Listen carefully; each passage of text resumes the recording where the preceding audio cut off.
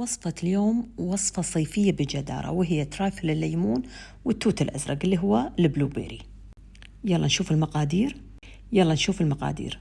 كوب ونص من كريمة الحلويات، نخفقهم لغاية ما يتضاعف حجمهم. طبعا من غير فراشة ما أعرف أشتغل. لما نوصل حق هالقوام راح نضيف لها كوب ونص من جبن الفيلادلفيا ونستمر بالخفق. 3/4 كوب سكر، ملعقة كبيرة من الفانيليا، ملعقة كبيرة من عصير الليمون، وملعقة كبيرة من بشر الليمون.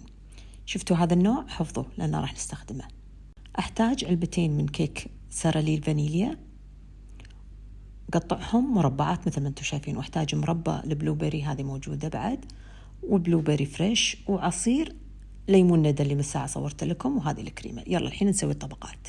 أفضل أن نسويه بالماعون هذا الكبير اللي كنا قلاص عود. أول صفة نحط الكيك، بعدها نرش عليه العصير، شوية من المربى وشوية من حبات البلوبيري والكريمة، ونكرر طبقات. تقريبا هالماعون نسوي فيه 4 طبقات بالتمام والكمال.